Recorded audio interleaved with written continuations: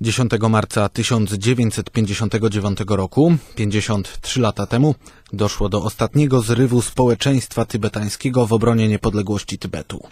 Niestety Tybetańczycy byli zupełnie bez szans, mając przeciw sobie uzbrojone wojska chińskie.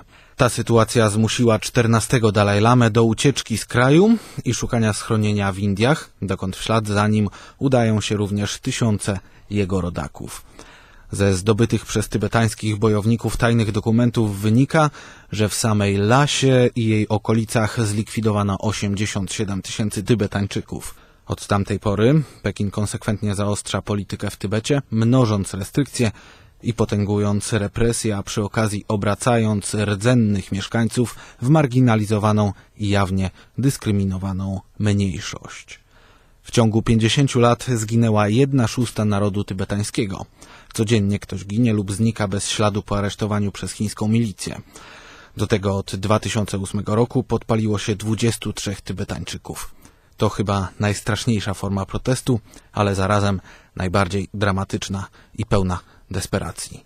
W dniu Narodowego Święta Tybetu Akademickie Radio Campus przyłącza się do akcji porozumienia rozgłośni akademickich.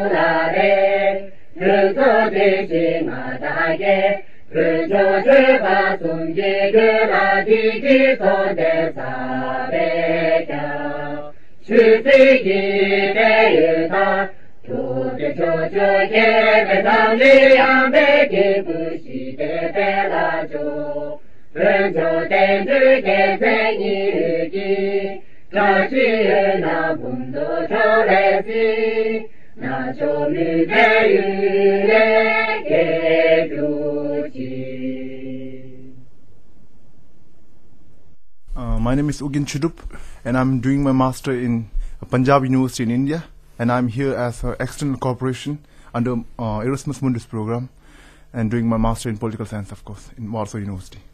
The situation that Tibetan people are going right now is same as situation that Polish people had been through during the Second World War, and especially when His Holiness Dalai Lama was invited in 2009, the Polish people has more knowledge about the current oppressive rule by Chinese in the Tibetan occupied territory.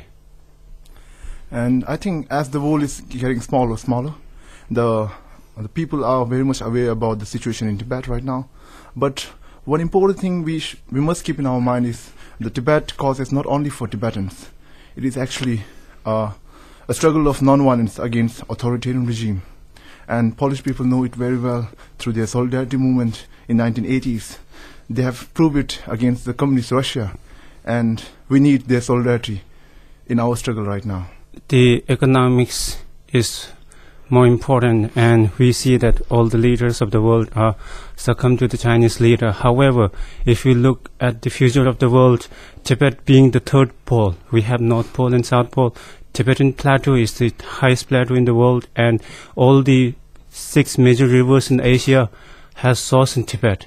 And if there's something environmental destruction which is happening now, and if that got worse, it will affect whole half the population of the world. So Tibetan issue is not only for the Tibetan people, but also it will affect almost half of the Asian countries. So world leaders and the people of the world should think about the Tibetan cause, and they should support the Tibetan cause. It's not only moral obligation, but it has also their duty for better future world.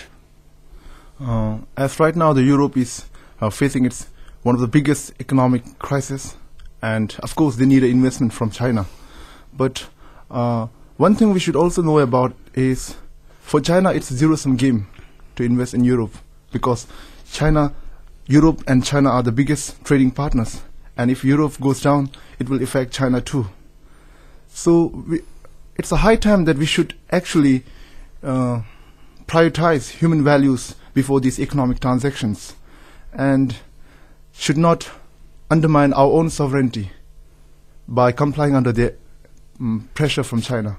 I believe that if citizens of the Poland can request the members of the parliament, and whenever the government level talks with China take place, they can discuss Tibet. And it is we don't believe that things will happen all of a sudden or in one day. It has to take in a gradual step. If Poland take up the Tibetan issue with the government level, another European nations will follow the same path. And with this, I believe that the whole world will join us.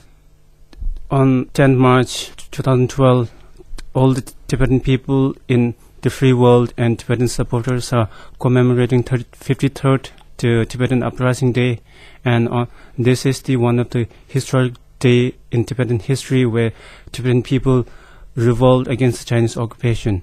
And in all over the world, we are commemorating in the way of protest against the Chinese rule and appealing the people of the world, parliamentarians and politicians in support with the Tibetan people. So I request all the Polish youngsters and listeners to join our protest. If you believe in the values that you have in like freedom, human rights and dignity, then I believe you should join us here in Warsaw and other places in Poznan and Krakow.